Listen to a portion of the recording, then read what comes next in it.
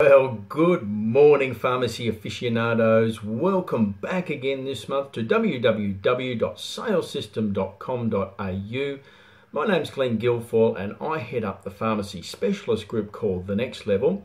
And we publish these monthly bulletins as part of our unflinching commitment to assisting pharmacy with a kind of tailored version of a forward dispensing model. And this month I actually want to delve into that sort of service model and talk about use four little words, but I believe these words that I'm going to select are in fact four incredibly powerful concepts if we can wrap our minds around it in terms of the concept and the ensuing behaviours when it comes to making the transition in the service model at the dispensary for health customers. So in recent bulletins, I have outlined this notion of a kind of a total engagement and complete solution service model and the types of models and skills required to actually execute and implement that to a point of differentiation and relevance. So this month I'd like to cascade the imagery that I've been trying to build up down to quite a low and granular level. So please indulge me. I do want to labour these four little words I'm alluding to, and they are react, respond, prompt, and proact. And I actually want to pair the first two, react and respond, and create the mental imagery of a line in the sand, a line in the conversational sand, across which we could bridge and use the terms prompt and proact. So let's get literal to start with. If you do a kind of a dictionary Google search to look at the literal definitions, if you look up react, you'll find something like act in response to something, respond in a particular way. For example, he reacted angrily to the news of his dismissal. If you then branch across and do a Google's definition search on respond, you might find something like a verbal or written answer. For example, there was laughter at his response to the question. Or you might find something like a reaction to something. An extended jazzy piano solo drew the biggest response from the crowd. Now you can see that there's a little bit of interchangeability in these literal definitions. The word react is used in the definition of response and vice versa.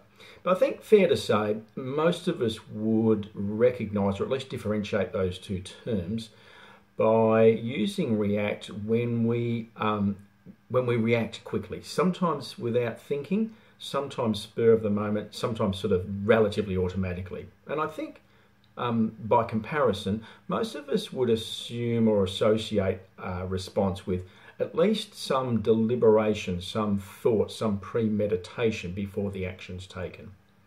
So if I try to make an attempt to translate these terms to retail pharmacy, especially the health customer visiting the dispensary, I put it to you that for the majority of the time and instances, the script-bearing customer, we would conduct a relatively reactive conversation with. And for the customer or patient who comes to the OTC counter and instructionally self-medicates, we by and large tend to conduct a fairly responsive sort of a conversation. Crossing the line in the sand to prompt and proact. Again, if I go back to a literal definition, so prompt, if you do a Google search, you might find something like give rise to, bring about, produce, provoke, precipitate. And if you do a Google definition, literal search on the definition of proact, you might find something like to take action in advance of an expected event.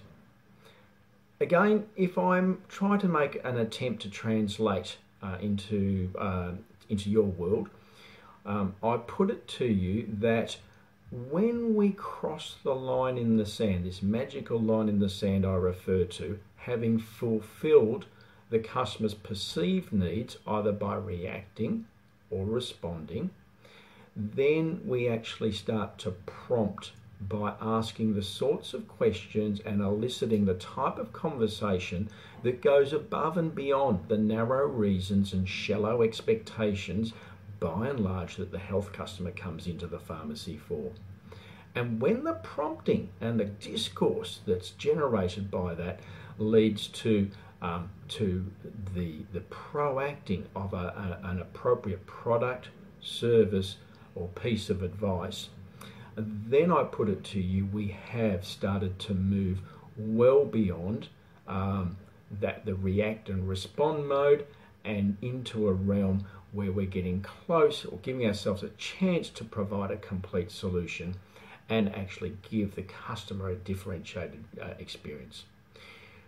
The basis in which I make these assertions, I fall back to the data we collect at the next level when we are conducting our scoring and benchmarking at the dispensary of customer engagement effectiveness and script processing efficiency, for which we've conducted over 200 studies now.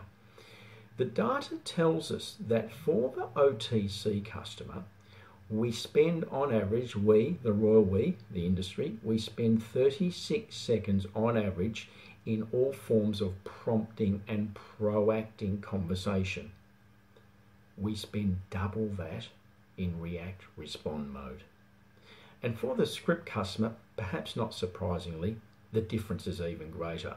For the 35 seconds average of all forms of conversation, according to my definition that would fall under prompt and proact, we spend nearly 3 times that amount reacting and responding. So my point is, there is a great opportunity for real differentiation and in fact relevance as the 6th community agreement runs its course and we run to the spectre of what's going to happen in the 7th agreement in refining and defining your service model such that you have marshaled your people, processes and product in such a way to provide a total engagement, complete service model which has as its hallmark feature a prompting and proacting conversation model that flips the duration proportions around from the current reality I've just shared with you. I hope you found this food for thought. Remember, we're always only a phone call away. You can dive into that on our website via the written version of this bulletin. And so for now, until next month, I hope you're able to move to the next level of your service model. Bye for now.